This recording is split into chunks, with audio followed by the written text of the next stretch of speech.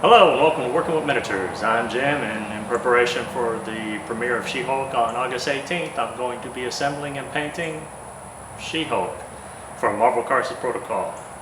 Let's get to it.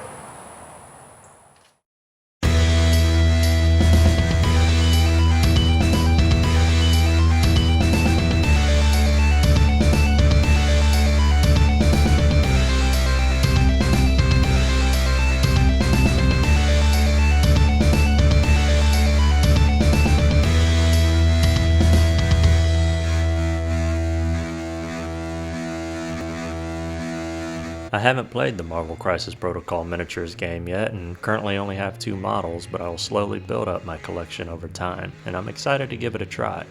In this box there is one unassembled She-Hulk figure with the game cards as well as the one-page instructions needed to assemble the figure.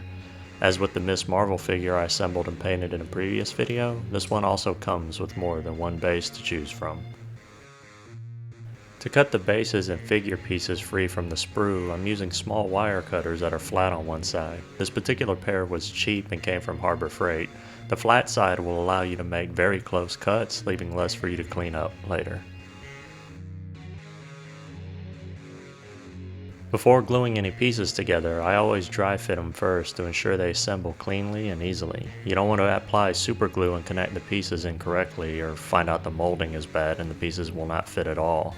Note that I do not attach the figure to the base nor attach the I-beam and hands. This will make painting easier. With sanding sticks, I begin to slowly remove excess sprue molding and mold lines. I started with 400 grit, but this was too smooth and I had to swap to the 240 grit. On the worst sprue molds, I use an X-Acto knife to carefully cut or scrape away the excess.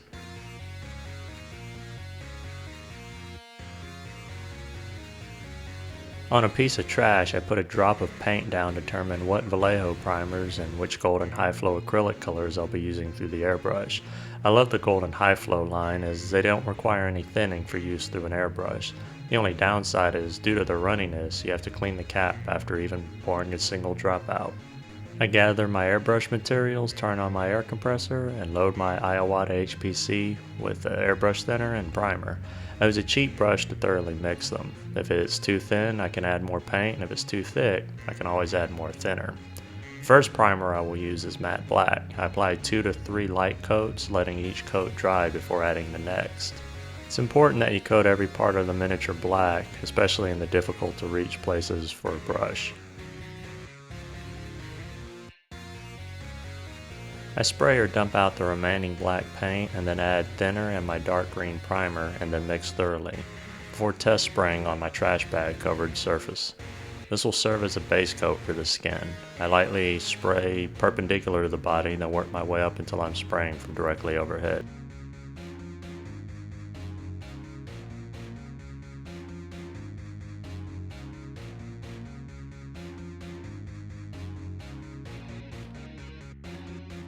With the UK bronze green primer still in the airbrush well, I add an equal amount of permanent green light, mix it, and then test spray. This highlight layer I apply from slightly above perpendicular, and then work my way up until I'm spraying directly from overhead.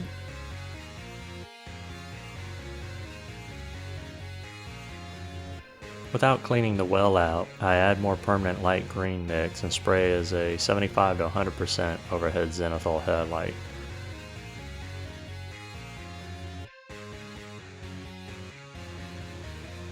I clean my airbrush out and then swap to the Iowata HPBH airbrush, which has a finer needle, more suitable for precision spraying.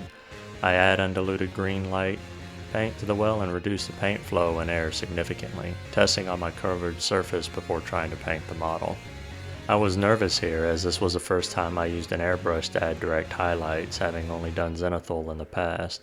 I started with trying to do smaller strokes of paint before I quickly realized that small static bursts by tapping the trigger work better. This will take a lot of practice to hone control and aim, but honestly, I wish I tried this sooner.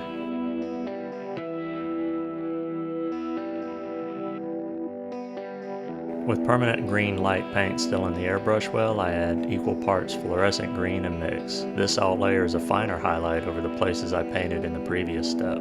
The challenge here was to make sure that plenty of the previous highlight is still visible after adding this one.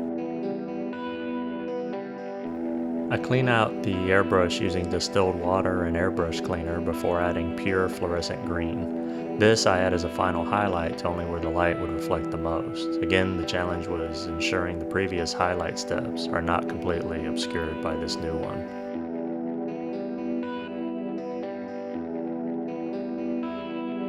I clean up the airbrush in my workstation and then I head back to my desk to start the brushwork.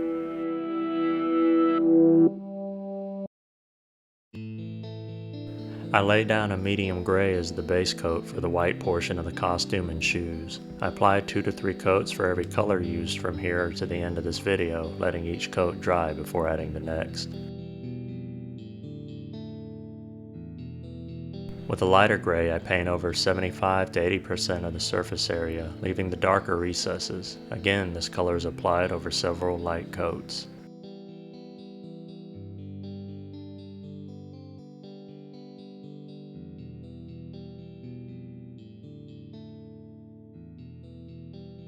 I mix the previous light gray with an even lighter gray at a 1-to-1 ratio, and then apply over about 50 to 60% of the surface area, and again, over several light coats.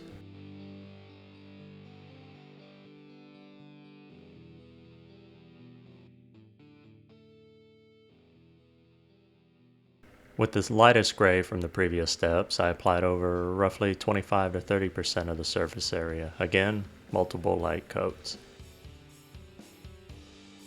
With matte white, I apply the final highlight over roughly 10 to 15% of the surface area, and only in places that would catch the most light. The purple part of the costume, boots and gloves, are done in the same manner as the white, starting with a darker base coat and progressively working up through brighter highlights over, well, you guessed it, multiple light coats, allowing time for the paint to dry before applying each additional coat.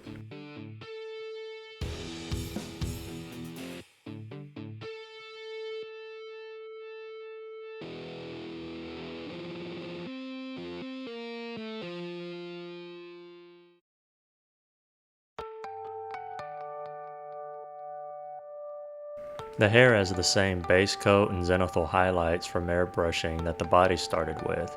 She-Hulk's hair is generally a darker shade of green, so I want to preserve some of the highlights, but I need to darken them. I do this by thinning Crypt Wraith with water until it's a glaze consistency, and then apply several glazes over the hair, wicking away any excess. From here, it's back to business as usual. Multiple coats of progressively lighter highlights for the hair. After all the hair's highlights are done, I thin goblin green to a glaze and cover all of the hair to slightly tone the brightness down. I do this again over multiple light coats.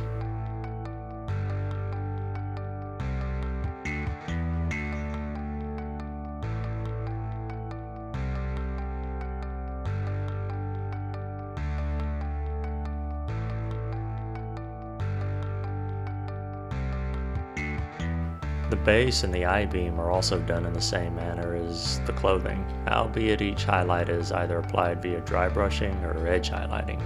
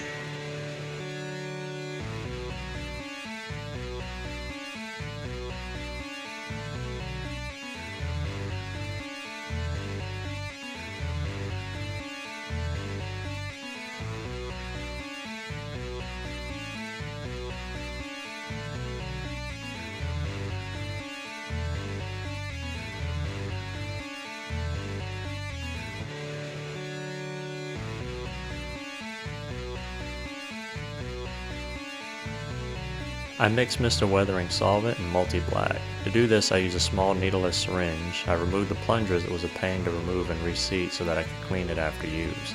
I just dip the syringe in the bottle and place my finger over the hole on the top. This will create enough suction to pick up more than enough to pin wash a miniature. Just tap the tip of the brush where you want it to go and it'll handle the rest. You can remove excess with a clean brush and a small amount of solvent. This is the final result. For my first focused highlight via an airbrush, I am more than happy with the result and look forward to airbrushing more than just primers and zenithal highlights.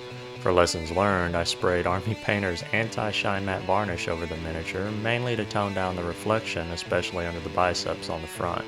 I did so while the humidity was well over 90%, and now the miniature looks like it was sitting in a box of Kellogg's Frosted Flakes, and unlike the cereal, this is not great. I'm not showing the tragic result yet, as I've been doing some reading about how to fix it and decided to cover the process, successful or not, in a future video. That's going to wrap it up for today. I hope you learned something or were inspired to start or expand your own collection. If you have any questions or comments, please leave them below. And if you like the content of this video and would like to see more, please like, share, and subscribe. Until next time, I'm Jim with Working with Miniatures. Truly grateful for your time, and I bid you a fond farewell. Until the next video.